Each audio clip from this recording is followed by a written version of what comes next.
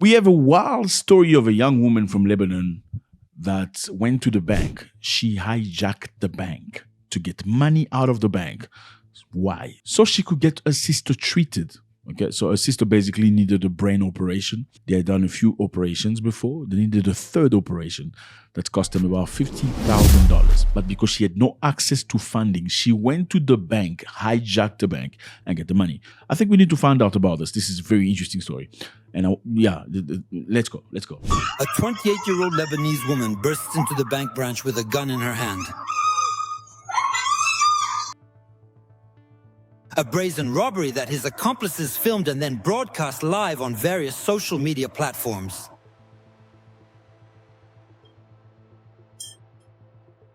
I am Salih Hafez. I came to the bank today to withdraw money for my sister who is dying in the hospital. Wow. I didn't go into the bank to kill anyone or to set the place on fire. I just want my money back. That's wild. Like, I'm just here to take my money. I'm not taking nobody else's money. I'm not interested. I just want my money back so I can get my sister treated. That's another level of bravery. Let's go. Salih Hafez did not come to steal other people's money. Banks are whores, give us the money. It's her own account that she's come to rob. Give him his money in dollars, you bastard! Give him his dollars! $20,000 in savings that this interior designer has been demanding from the bank for 7 months.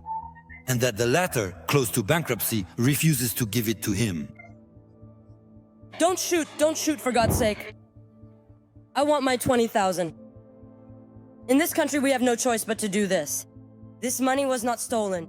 This is the fruit of our efforts. We are tired, we have worked a lot. We worked ourselves to death to save these dollars. They give us the money, we leave. Otherwise, person will not get out of here. That's wild. That's wild. Inside the bank, employees and around 10 customers are being held hostage. So she's very clear. And I think there's a very interesting point here. She got into the bank and they were streaming live. Okay, the first question would be, why would you be streaming live while doing an operation like this one? You get yourself unalive, right? She was streaming live so the message can be clear. It's not about me going to the bank trying to steal somebody else's money. I'm not interested in that. All I want is my money back, which I've been asking for the past 7 months. Okay? I need my money back for a specific reason. My sister needs an operation, a third one, a brain operation. And I've been asking for my money for her to get treated, and the bank is just not responding to my request. It's my money. I want it back. Now, by softness or by strength, you're going to give me my money back. So she wanted to make a message very, very clear. So in case she gets unalive, people can, nobody will lie saying that she was trying to steal from somebody. She was asking for her money, $20,000. Now, remember, in Lebanon, they were going through mayhem, and that's economic difficulties, where you could only withdraw $200 a month. Yes, $200 a month. Let's continue first. Gasoline is spilled on the ground. The director physically threatened. At any moment, the amateur robbery can go wrong. Jad, stop smoking. There's gasoline everywhere. Put out your cigarette.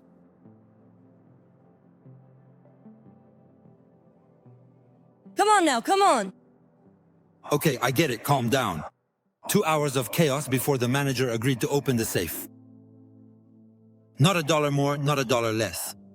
The thing is, banks need your money to function. If they don't have your money, they won't be functioning. And I'm talking about, economic small banks.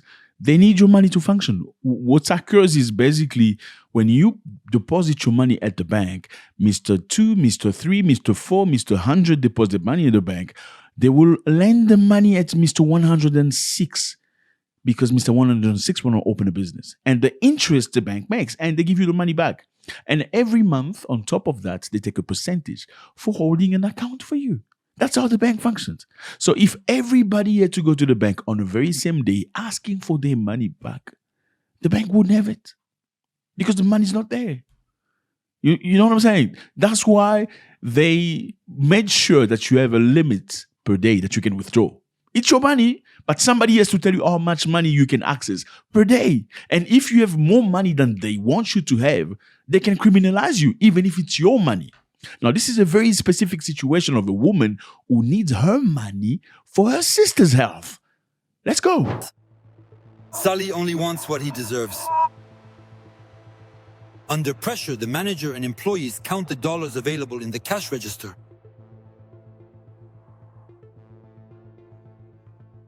I am here today with the Small Depositors Association. How many are there? Sully gets $14,000. There are still approximately 6,000 people who are missing. Where is the rest of the money? We can give it to you, but only in Lebanese pounds. No, let's give him the rest. Inside the bank, the smell of gasoline becomes suffocating.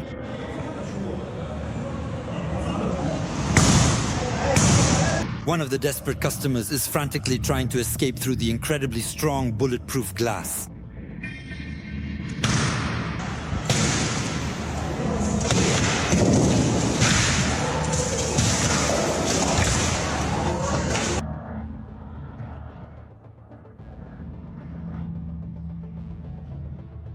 Easy. Sully and her friends also decide to leave the bank before the police arrive.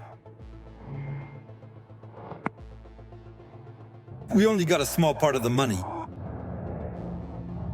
They're real assholes. This is another level of something, brother. Tell them we don't need this gun anymore. They can take it. Let's treat the weapon. According to the amateur robbers, Wow. the gun was a fake. It's a fake gun. A fake gun. She went to the bank trying to rob a bank with a fake gun. Oh my gosh. A few minutes later, one of the accomplices is arrested. And once again, the situation threatens to escalate. Oh my Another gosh. activist grabs a police officer's weapon. Let it go. Let it go. I'm warning you, let it go. Watch out. Watch out. Now, these people don't play, okay? People from the Middle East and stuff, they don't play. They're not scared. They're not afraid. They are not afraid. And that's the reason why people don't get walk over like Africans will do. Africans, when you stand in the street for your right, sometimes you get beat up and alive by policemen, okay? Because they know most African civilians have no knowledge of weaponry. They have no knowledge of self-protection. They have no knowledge of nothing. They're just like children. They go to church every day. They leave everything within the hand of God. People from the Middle East, even though they do pray to their God, they're also ready mentally. They are real men. If you put your gun dingling on the left hand side, they're going to put it off. Yeah, they're going to put it on you and say, listen, don't play. And that's why they can't play with them like that. Let's go. Finally, the two men are taken away by the police. As for Sally, she managed to get away with her money. Okay, we're going to stop right there. I think it's a very interesting story. Sally, a young woman that's from Lebanon, asking for the money that's due to her money to get her sister treated of a brain cancer, I believe. She had 2 operations by that time, needed a 3rd operation, which was going to be conducted in Turkey, valued at $50,000. Obviously, short of money, she needed to have access to her money. Now, Sally is not just a girl from the street. Sally is an interior engineer. Okay, she did schooling. She's a valuable asset to the society. Same as her sisters. All of her sisters, as you can see on the picture here, on the video, are all interior engineers, exterior engineers, mechanical engineers, and stuff like that. We are peaceful people. Our family is educated. We all have degrees. I'm an interior designer. Sally is an interior designer. Ikram is a dietitian and has her own clinic. Nancy is an accountant. We've never touched a weapon. Sally's goal was humanitarian above all else. We are all Sally. There are 5 girls in our house. We are 5 Sallys. When you say Sally, you also say Zaina, Dina, Ikram, Nancy. If there's anyone who can rebuild this country, it's you, Sally. I want to tell Sally that she's a hero. I want to tell Sally that the house is very empty without her. I'm very tired. Come on. So, in a society where Lebanon was going through the most economically, people could only access $200 a month How do you react to a situation like that? If you have a loved one, you have a sister, you have a brother, you have a child, one of your parents is very, very sick in a very difficult situation, and the law says you can only access $200 of your money. It's your money, your hard-earned money. You went to school for, you hustled for, and this is your loved one, your child. What do you do? Do you sit down praying to God, hoping that a miracle happen? How will a miracle happen in a society where economics are on the ground, clearly? Or do you do something about it and risk it all? I have nothing more to lose. I got to the end of the road. 2 days ago, I went to the branch manager and begged him, told him my sister is dying. She doesn't have time. After giving me a hard time, he finally said he can give us $200 a month at the rate of 12 million Lebanese pounds, which is not even the price of an injection that my sister needs to take daily. It is a shame to say this, but I got to a point where I was going to sell my kidney so that my sister could receive treatment. Because what is the point of my life if I see her dying in front of my eyes without me doing anything? Are there reasons for which you would risk it all? I want to know from you. And again, we have another situation here in the DRC. This is DRC, Democratic Republic of Congo. Very difficult situation, very, very poor country. It is poor because the country, matter of fact, technically they say there is a lot of minerals. You know, it's rich in minerals, but people are extremely poor. It's sad. So this lady that you see on the picture came from Germany. Okay, apparently she had lived in Germany for 30 years. Originally from the DRC, flew back to Congo. DRC, yeah, they call it Congo, and went to a bank. Okay, she went to hijack a bank to get money, and apparently, yeah, it was mayhem. She had used a fake pistol to go and hide. Now it's crazy because these are the type of things you don't do in Africa. You're probably gonna get unalived very, very quickly. And I'm not 100% about the story, but all I know is there was a lot of people standing outside. Look at the mass of the people outside. Okay, this is a lot of people standing outside a bank that's being hijacked. The first question you'll ask yourself, why are there so many people? Why isn't the authority asking them to leave? Because this is clearly a very dangerous situation. Is there a lack of professionalism, perhaps? Because even in movies, you know, you never see people standing around whilst there's a shootout, a potential shootout. They usually will put a ribbon saying police. If not, they will ask everybody to leave. If they don't ask people to leave, people naturally, the natural survival instinct will say, I need to get the F out of this place. Now, these people are watching like this is a soccer game, like it's a football game. And they're making comments like, hey, look. It's insane. I don't know. I just feel there's a lack of education here, lack of competency, lack of many things.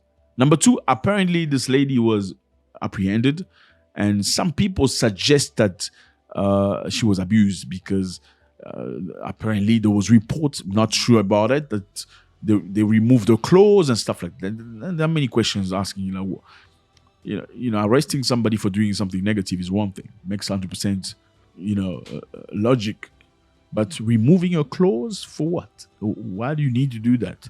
I think there's a lot of work to be done.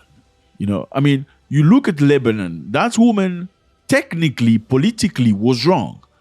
Okay? Was she arrested after that? Absolutely not, because the government understood, even though she went to court, understood that the situation was very specific and special. She did not go, and she made sure showing to the world, I'm not going to take anybody's money. I'm just asking one, which is definitely not the case of this young woman from the DRC who went to try to rob a bank. She probably was just broke, broke in Germany. I don't know. Germany has social system where you could get some money at the end of the month. Many African countries don't have that, except a few.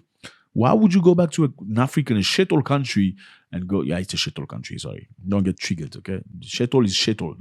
I don't care how you want to put it. It's a shithole country. There are many shithole countries in Africa. Only in shithole country people will stand like this looking as there's a military operation happening. People like, if I was a white man talking about this, you say I'm racist. That's shithole. It makes no sense, logical sense. Anyway, the difference between these two is, number one, The lady in Lebanon was looking for her money. That's my money I want. I want my money back for a cause, which is my sister is sick. I need my money.